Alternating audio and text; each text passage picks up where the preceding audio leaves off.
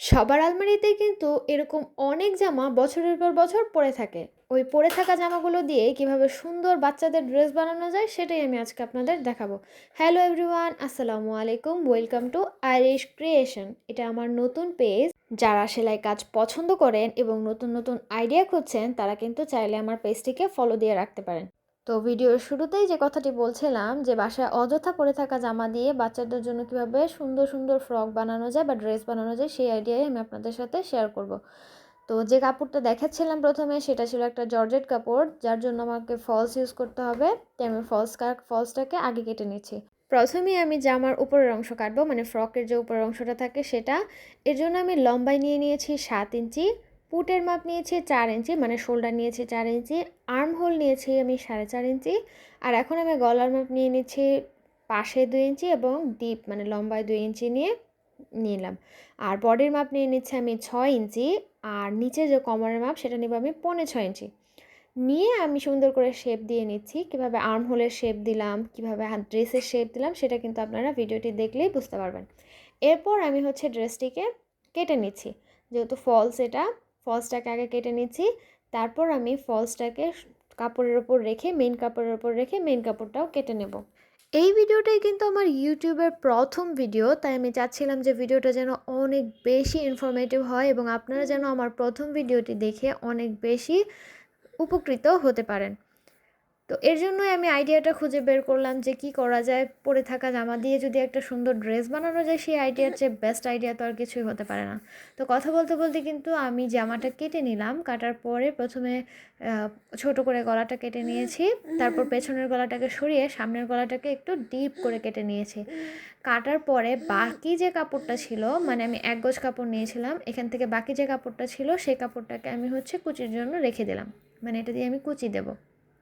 এটাকে রেখে আমি যে ফলসের কাপড়টা কেটেছিলাম, এখন আমি এই যে ফলসটা নিয়ে নিলাম, মেইন কাপড়টা নিয়ে নিলাম। মেইন কাপড়ের উপরে ফলসটা রেখে সুন্দর করে আমি ফলসটাও কেটে নিচ্ছি। প্রথমে আমি সামনের পাটটা কাটবো, এরপর আমি পেছনের পাটটা কেটে নেব। সেলাই কাজ জানা থাকলে কিন্তু আপনারা দর্জির পেছনে ঘুরতে হবে না। নিজের মনের মতো ড্রেস কিন্তু নিজেই বানিয়ে নিতে পারবেন।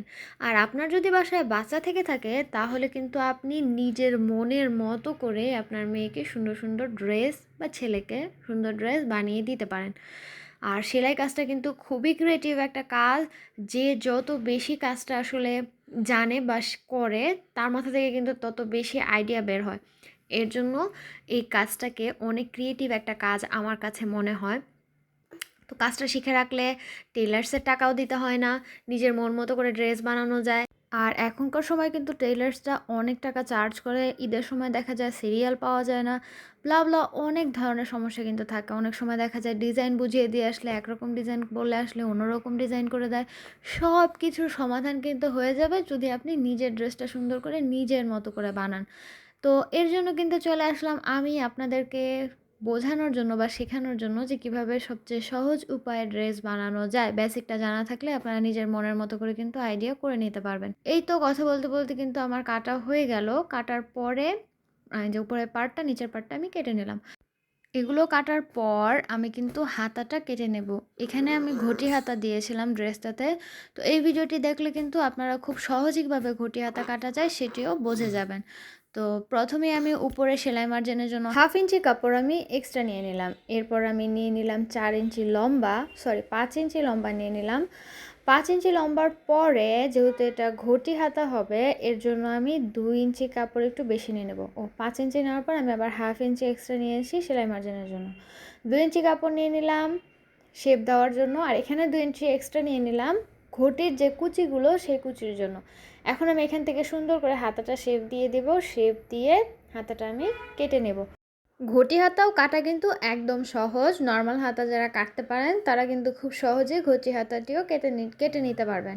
নর্মাল হাতার চেয়ে 2 ইঞ্চি কাপড় এক্সট্রা বেশি নিলেই কিন্তু বাচ্চাদের ঘটি হাতাটা একদম পারফেক্ট হয়। তো হাতাটা আমি কেটে নিলাম। দেখেন আমি একটা ভিডিওতে আপনাদেরকে কত কিছু শিখিয়ে দিচ্ছি, কীভাবে ঘটি হাতা কাটতে হয়, কীভাবে ফ্রক কাটতে হয়, সবই কিন্তু দেখিয়ে দিলাম। এই ড্রেসটাতে আমি আরও কিছু ছোট ছোট ডিটেলস অ্যাড করেছি। সামনে বাচ্চাদের যে গোল গোল লোলদানির মতো যে একটা ডিজাইন দেয়, আসলে আমি এটার নাম জানি না, আপনারা যারা জানেন যেটাকে কি বলে তারা কিন্তু অবশ্যই কমেন্ট করবেন। তো আমি এখানে ওই গোল ঝুলগুলোই কেটে নিচ্ছি। এখানে আমি সার্টেন সিল্ক কাপড়টা ব্যবহার করেছি। এগুলো সব কাটা হয়ে গেলে এখন আমি চলে যাব সেলাইতে। সেলাই আমি প্রথমেই এই লোলদানিটাকে সেলাই করে নিচ্ছি। আমি এটাকে লোলদানি বলবো কারণ আমি এটার নাম যেহেতু জানি না। তো এটাকে প্রথমে আমি দুটোকে একসাথে রেখে গোল গোল করে সেলাই করে এখন আমি এটাকে কেটে নিচ্ছি। কেটে আমি উল্টে নেব। এই যে উল্টে নিলাম। উল্টানোর পরে কিন্তু এটা সুন্দর রেডি হয়ে গেল। এরপরে আমি হচ্ছে ফিতাটা সেলাই করে নিচ্ছি। দুটো কাপড় একসাথে রেখে আমি জয়েন্ট করে নিচ্ছি এখানে। সুন্দর করে ফিতাটাকে জয়েন্ট করে ফিতাটাকে আমি উল্টে নেব। তো এখানে আমি কালো কাপড় দিয়ে ফিতাটা দিচ্ছি, সামনের গোল যে অংশটা সেটা দিচ্ছি এবং ঘটি হাতার নিচে পাইপিংও আমি এই কালো কাপড়টা দিয়েই দিব। এরপর আমি ড্রেসে চলে যাচ্ছি। প্রথমেই আমি হচ্ছে ফলসের শোল্ডারটাকে জয়েন্ট করে নিলাম। এরপর আমি ওপরের কাপড়টার শোল্ডারটাও জয়েন্ট করে নেব। তো ফলসের কাপড়ের শোল্ডার জয়েন করলাম, উপরের কাপড়টার শোল্ডার জয়েন করলাম, করে এই দুইটার মাঝখানে হচ্ছে আমি ওই লোলদানের মতো যে জিনিসটা বানিয়েছি সেটা রেখে শুধুমাত্র গলাটাকে হচ্ছে গোল গোল করে ঘুরিয়ে সেলাই করে নেব। এখানে আমি একটা কাট দিয়ে নিচ্ছি পেছনের অংশে যাতে মাথাটা ইজিলি ঢুকে। এজন্য আমি এখানে একটা কাট দিয়ে নিলাম। এই কাটটা সহ গলাটা সহ হচ্ছে আমি সুন্দর করে সেলাই করে নেব। সেলাই করার পর উপরের অংশটা দেখতে কিছুটা এরকম লাগবে। এরপর আমি চলে যাব কুচির পার্টে। এর জন্য আমি প্রথমে ফলসের নিচের অংশটাকে ভাঁজ দিয়ে সেলাই করে নিচ্ছি। ফলসের কাপড়টি সুন্দর করে ভাঁজ দিয়ে সেলাই করার পর এর ওপরে আমি জর্জেট কাপড়টি রেখে ছোট ছোট করে কুচি দিয়ে আস্তে আস্তে সেলাই করে নেব। আমি কিন্তু আপনাদেরকে একদম স্লো স্পিডে ভিডিওটা দিয়েছি, মানে মোটামুটি স্লো স্পিডে দিয়েছি যাতে আপনারা বুঝতে পারেন যে আমি কুচিটা কীভাবে দিলাম। অনেক নিয়মে কুচি দেওয়া যায়, আমি এখানে একটু সহজ নিয়মে আপনাদেরকে দেখিয়ে দিলাম। তো এভাবে আমি পুরো কুচিটা শেষ করে নেব। কুচি দেওয়া শেষ করে এটাকে আমি সাইডে রেখে তারপর আমি হাতার কাজে চলে যাব। যেহেতু এটা ঘটি হাতা হবে, ঘটি হাতার জন্য কিন্তু আমাকে হাতাটাতেও কুচি দিতে হবে। তো এই যে আমি কিন্তু হাতাটা নিয়ে নিলাম। নেওয়ার পর প্রথমে হচ্ছে আমি উপরের অংশে কুচি দিয়ে নিচ্ছি, মাঝ বরাবর হচ্ছে আমি কুচিটা দেব, নিচের অংশে কোনো কুচি থাকবে না। তো মাঝ বরাবর আমি ছোট ছোট করে কিছু কুচি দিয়ে নিব এবং সেমভাবে হচ্ছে আমি নিচের অংশেও কুচি দিয়ে নেব। তো এখন কিন্তু হচ্ছে আমি উপরের অংশের কুচিটা দিচ্ছি। উপরের অংশের কুচিটা দেওয়া শেষ করে আমি এখন নিচের অংশের কুচিটাও দেব। তো যেই সাইডে আমি উপরের অংশের কুচিটা দিয়েছিলাম তার অপোজিট সাইডে হচ্ছে আমি নিচের অংশের কুচিটা দেব। এতে হবে কি হাতাটা অনেক ফ্লাফি হবে, দেখতে অনেক সুন্দর লাগবে। তো নিচের অংশের কুচিটা দেওয়া শেষ করে এখন আমি হাতাতে একটা কালো পাইপিং ইউজ করব। এই যে আমি পাইপিংটা বসিয়ে সুন্দর করে ভাঁজ করে প্রথমে হচ্ছে সোজা সেলাই করে যাচ্ছি। সেলাই করে এরপর হচ্ছে আমি ভাঁজ দিয়ে তারপর সেলাই করবো। এই যে এখন আমি কিন্তু ভাঁজ দিয়ে সেলাইটা করছি। তো এই আমার হাতাটা কিন্তু অলমোস্ট রেডি হয়ে গেল। এখন আমি ড্রেসের সাথে হাতাটাকে জয়েন্ট করে নেব। ড্রেসের সাথে হাতা জয়েন্ট করার আগে প্রথমে আমি ওপরের পার্টের সাথে কুচিটাকে জয়েন্ট করে নিচ্ছি। তো এই আমি হলাম ড্রেসের ওপরের পার্টের সাথে কুচিটাকে জয়েন্ট করে নিচ্ছি। সেমভাবে আমি সামনের পার্টের কুচি এবং পেছনের পার্টের কুচি দুটোই জয়েন্ট করে নেব। আপনারা কিন্তু দেখতে পাচ্ছেন আমি কিভাবে কুচিটা জয়েন্ট করছি। এরপর হচ্ছে আমি হাতাটা জয়েন্ট করব। হাতা জয়েন্ট করে আমি সাইডটা সুন্দর করে সেলাই করে নেব। মেজারমেন্ট করে অবশ্যই সেলাই করব যাতে আমার ড্রেসটা একদম পারফেক্ট মাপের হয়।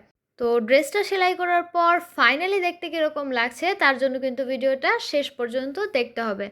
তো আমি আপনাদেরকে প্রথমে কিন্তু বলছিলাম এটা আমার প্রথম ইউটিউবের ভিডিও।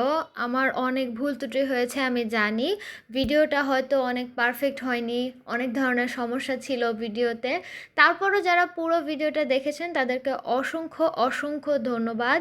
এবং আমার যেহেতু এটা একদম নতুন একটা চ্যানেল, আমি চাইবো যে সবাই আমার চ্যানেলটাকে সাপোর্ট করবেন, সবাই আমার জন্য দোয়া করবেন যাতে আমি সামনে এগিয়ে যেতে পারি। আমি চেষ্টা করব আপনাদেরকে অনেক ভালো ভালো কিছু আইডিয়া দেওয়ার জন্য। যেমন ধরেন আজকের এই ভিডিওর কথাই যদি বলি, এই যে একটা ড্রেস, এটা কিন্তু আমার আলমারিতে অযথাই পড়েছিল। এটা কামিজ ছিল, বেশ কিছুদিন হয়তো দু একবার পরেছি, তারপর আর ভালো লাগছে না, আলমারিতে পড়েই আছে। তো আমি ভাবলাম যে পরে থেকে লাভ কি, জামাটার কাপড়টা কিন্তু আমার খুবই পছন্দ। আর বল প্রিন্টের কাপড়গুলো কিন্তু সবাই অনেক পছন্দ করে, এটা কখনোই পুরনো হয় না, সারা বছরই এই টাইপের বল প্রিন্টের ড্রেস কিন্তু চলতেই থাকে। তো কথা বলতে বলতে কিন্তু আমার ড্রেসের ফাইনাল লুকটা চলে এসেছি। এই তো আমার ড্রেসের ফাইনাল লুক, সবাই বলবেন কিন্তু কেমন হয়েছে।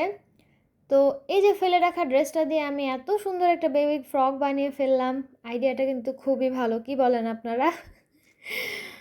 তো সবাইকে অসংখ্য ধন্যবাদ। যেহেতু নতুন চ্যানেল, একটু সাবস্ক্রাইব করে দিবেন, সবাই একটু লাইক করবেন, শেয়ার করবেন, কমেন্ট করবেন, এটাই আমি আশা করি। কিভাবে ভিডিওর কোয়ালিটিকে আরও বেশি ইমপ্রুভ করা যায়, আমার এই ভিডিওতে কী কী সমস্যা হয়েছে বা আপনাদের কোন বিষয়টি ভালো লাগেনি, কোন বিষয়টি ভালো লেগেছে, এই বিষয়গুলো কিন্তু চাইলে আপনারা কমেন্ট করে জানাতে পারেন। যেহেতু আমার নতুন চ্যানেল, আমার অনেক ভয় কাজ করছিল আসলে প্রথম ভিডিওটা আপলোড করতে। আমি জানি না আপনারা পছন্দ করবেন কি না, ভিউ হবে কি না, এগুলো নিয়েও আমি অনেক বেশি চিন্তায় ছিলাম, চিন্তায় আছি অ্যাকচুয়ালি। তো যাক, আপনারা সবাই সাপোর্ট করবেন এই আশাই করছি। ধন্যবাদ।